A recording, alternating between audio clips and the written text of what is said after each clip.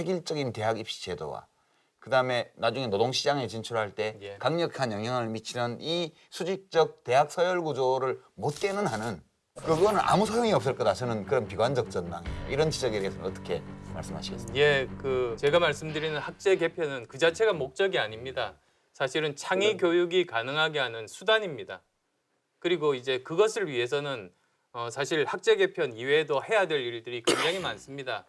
어떤 과목들을 가르칠 것인가, 그리고 거기에 준비된 선생님들에 대한 재교육을 어느 수준으로 할 것인가, 그리고 또 교육개혁이 지금까지 실패했던 이유가 교육은 전체 사회 구조 중에 하나의 종속 변수 아닙니까?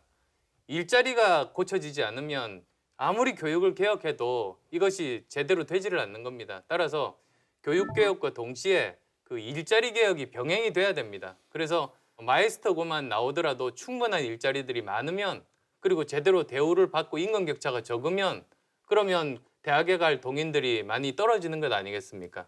그래서 이런 말씀들까지도 다 하는 게 사실은 전체 교육개혁의 그림입니다. 네, 변호사님. 예, 아까 우리 유판서가 말씀하신 대로 사실 이게 학제의 문제보다는 컨텐츠, 정확히 말하면 커리큘럼이나 문제라고 봐요. 무엇보다도 우리 각 가정에 이 교육 문제로 고통을 주는 것은 이 사교육비가 이 가계의 그 지출 능력을 확 줄여버린다는 데 문제가 있습니다. 가처분 소득을 너무 많이 줄이는 거예요.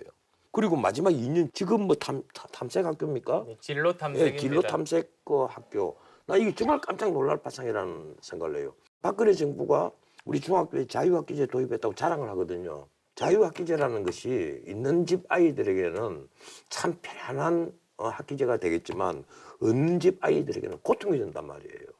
왜 그걸 날 모르는지 그걸 자랑을 하고 있는 거예요. 마찬가지로 교육 문제는 나는 좀 더 광범위한 토론을 거쳐서 재검토를 좀 해줘야 되지 않겠느냐. 가장 또 우리 교육의 큰 문제가 장관이 바뀔 때마다, 대통령이 바뀔 때마다 국가의 교육 정책이 바뀌는 것 아닙니까? 도저히 미래 예측 가능성이 지금 담보가 되지 않은 겁니다. 이제 이런 문제가 있습니다. 따라서 저는 교육부 없애고 오히려 국가교육위원회와 그리고 교육지원처로 재편하자는 겁니다. 즉 국가교육위원회는 교육 전문가들, 그리고 학부모 대표들, 관료들, 여야 정치권이 다 참여해서 사회적인 합의를 합니다. 향후 10년 계획을 합의를 하고 그 다음에 또 10년, 그 다음에 또 10년 합니다.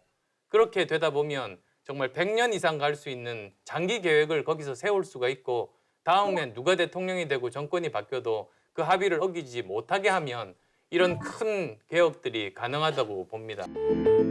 다채로운 즐거움 JTBC